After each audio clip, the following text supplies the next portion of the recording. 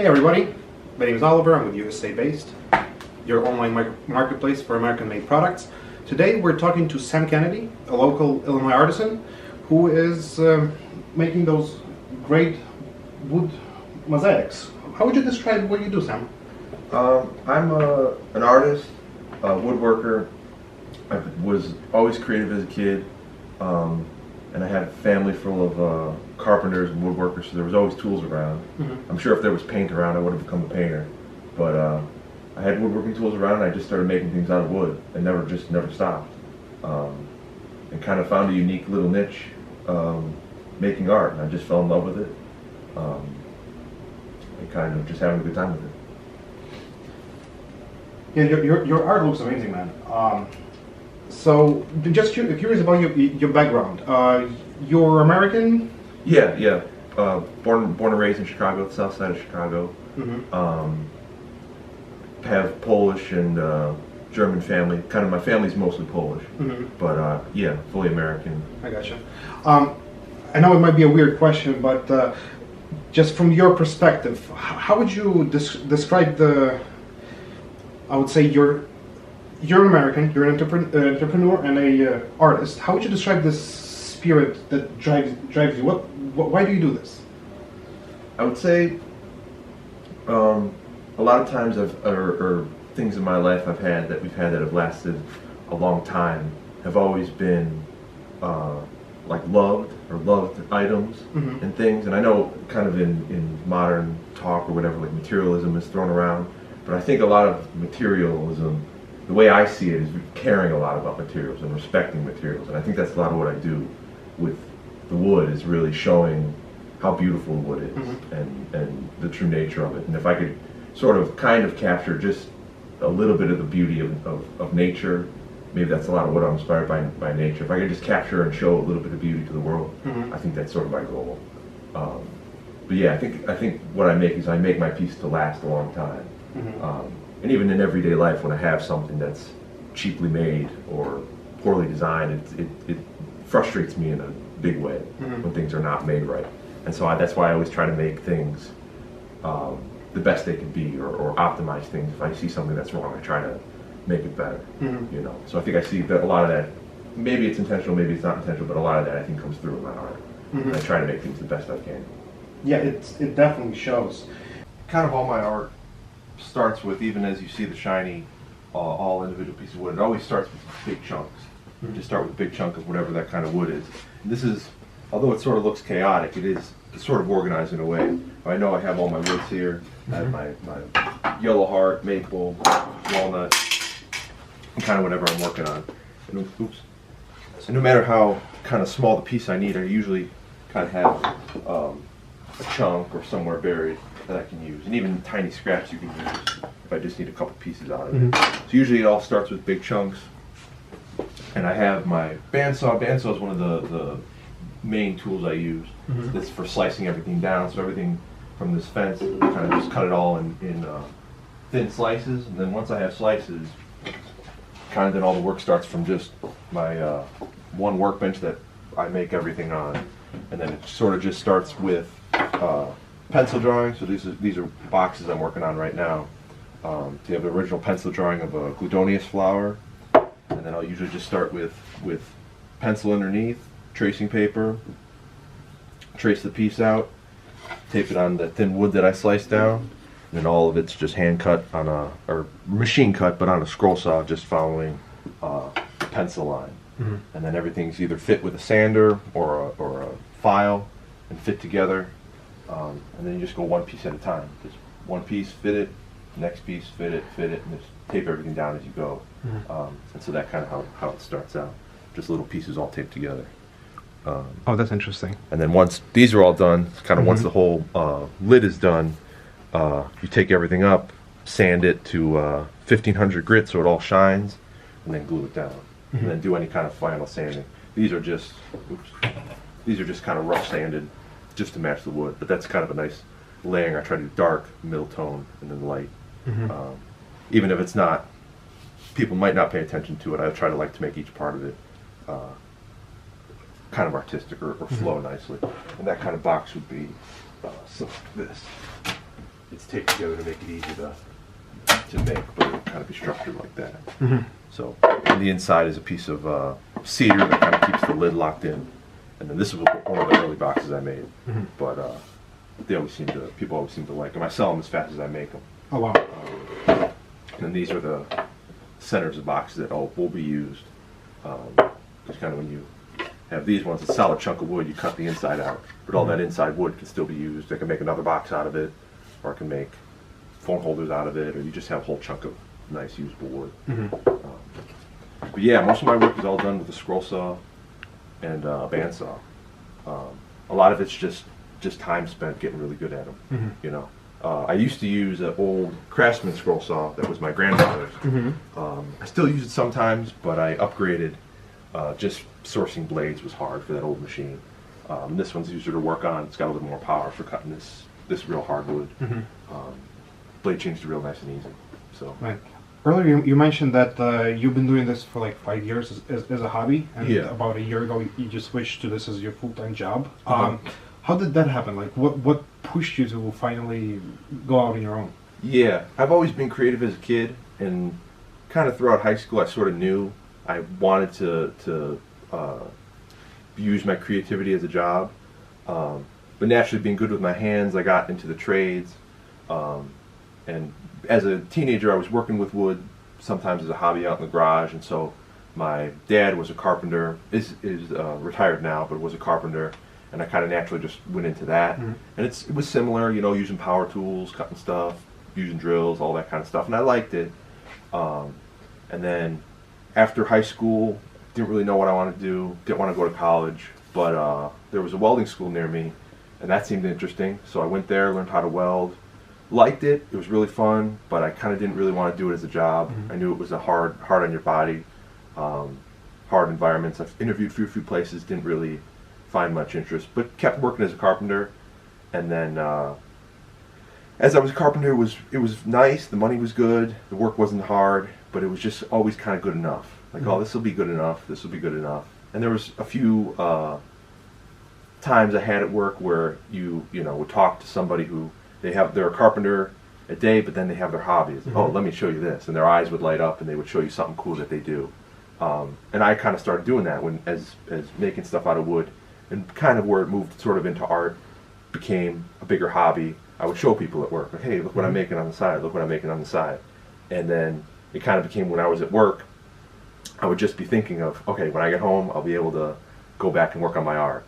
And then it was just kind of, I was just autopiloting at work all day, just waiting till I can get home. And then I would bring a sketchbook in my lunchbox, and I would draw at lunch, and then when it would be time to go back to work, I would eat my sandwich real quick on my walk back to work, and then my whole lunch I would spend drawing. And then it was just kind of one day I decided, like, I don't want it to just be a hobby anymore. I want to do it full time. And there's, you know, artists are, it's a risk to take on your own creativity and say, okay, let me see if I can try to make this work, but I wouldn't turn back. You made this beautiful piece over here. Could you share your thought process and inspiration? Like, what did you see and feel that made you create this? Yeah, so the pieces prior, I'll kind of start with the piece prior. I was doing, the way I was making them was I was doing sections of pieces. So I'd take one piece of wood and cut it all apart and get like 7 or 8 pieces out of it.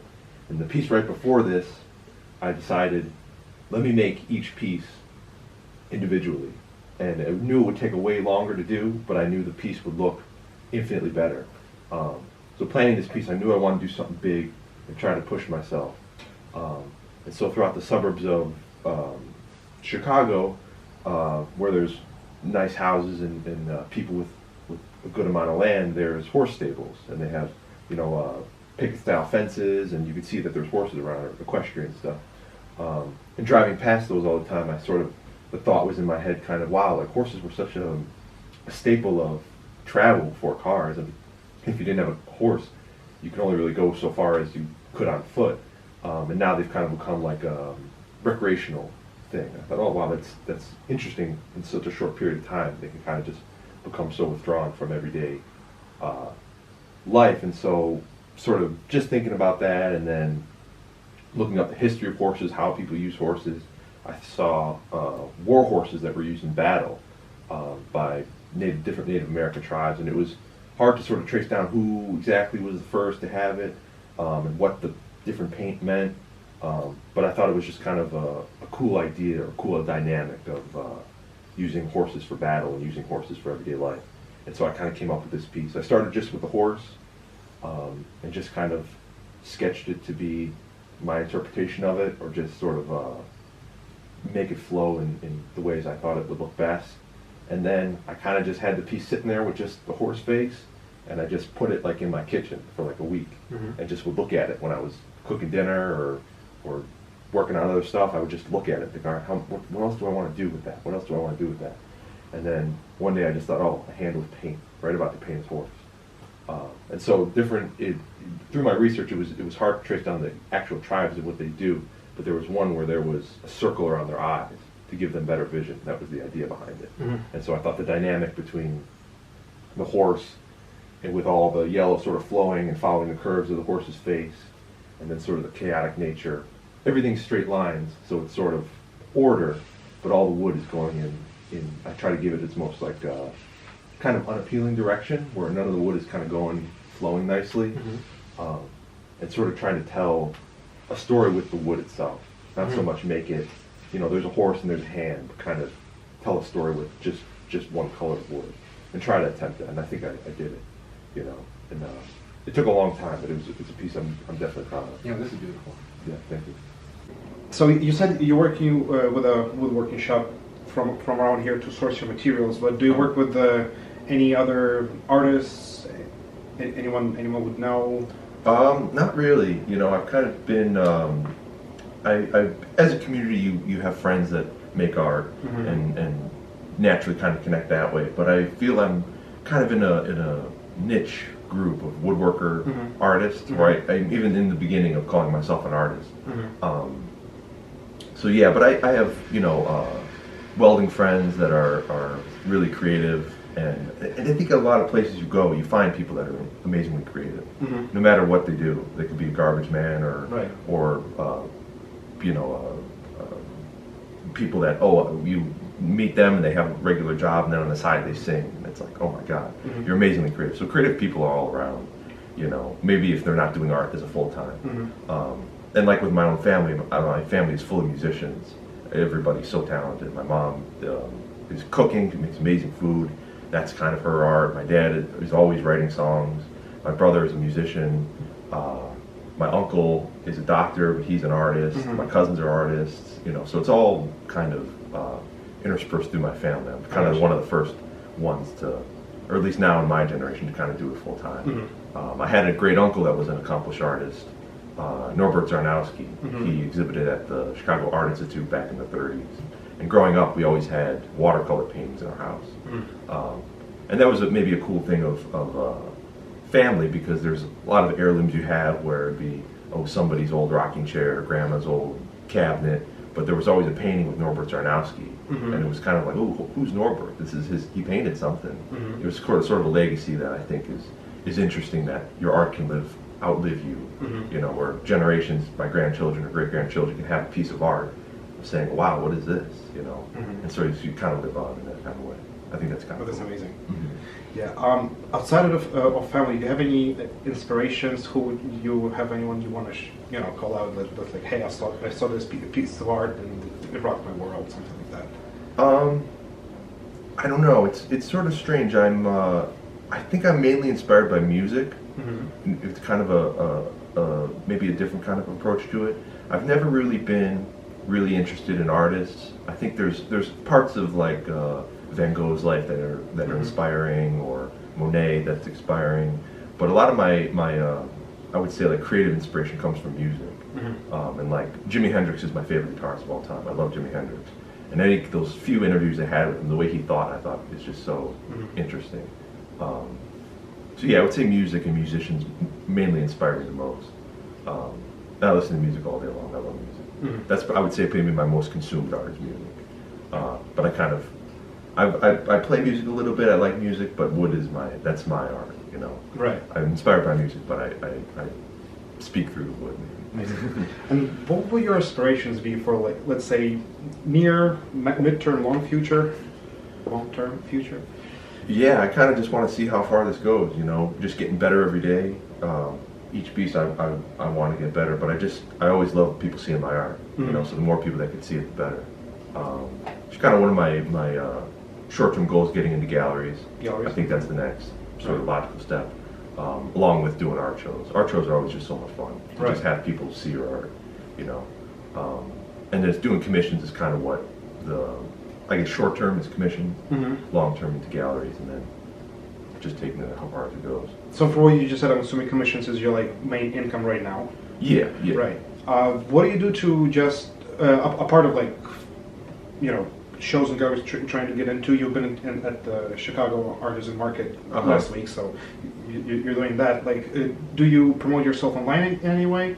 Yeah, I do a lot on Instagram. I always post what I'm working on Instagram, usually daily. I'll put little stories of progress. I'll try to make reels and content and put that out. I have some videos on YouTube I've made of a few pieces. Some of the larger pieces are a little difficult to film, but I think I have 2 videos up now, and I'm working on a third of some boxes that I'm making. And so that's kind of just putting out what I can do, you know, and sort of showing it. You could show a completed piece, but it's, I think, kind of cool to show the process of how I do it, because it is kind of a unique process. I got you. You know. I believe that our platform could help you out with that, just getting more eyes on your product, and especially, you know, right now this for remainder of 23 and 24, right? We're not charging any commission, so it's going to be completely free to you. And all you need to do is just put it up. You know, whoever sees it, whoever's on the website will see it. Yeah. Right. And this is the idea, like, that we're building our company. You know, like, the ground floor of what we're doing is trying to shed light on people like you, right? And because you see, coming back to what you said, you like quality stuff, right? Yeah. And me and my partner Mike, when we were the reason we started, we were in the same situation. Like, if there's anything you want to buy, you look around, you go on Amazon, right? All you see is like pages and pages of the same thing from the same company, just like drop shipped with different names, right? Yeah. What we're shooting for is a platform that would allow people who actually make their stuff right here at home, right, to sell it without any competition from that. It's like, you ever heard of Public Square? Yeah. Well, if they're more of a community aspect of this, we're shooting more like a platform for people to get their stuff out. You know. Okay, I guess the shameless plug is over now. Yeah, well, even part of that, I think, is you know, in the past I've heard, or when sort of different platforms like eBay or Etsy came along, people were kind of like, this is never going to work. You're going to trust somebody to send you something, and then you're going to think that you're going to send money to them, and it's going to all work. But it was based on trust, that you can trust somebody selling something, and they can trust you to pay. And so I think that's when you see companies like eBay and Etsy become what they have become, and maybe in the future your company, that's kind of what it's based on. That there are people out there like yourself or like me that want something quality, and you can trust that there's people out there that want to give somebody something quality, you know. And I think that's an amazing aspect that nobody could really predict, you know, when you come into marketplaces or entrepreneurial companies like that. You know, it's all based on trust. Oh yeah, for sure.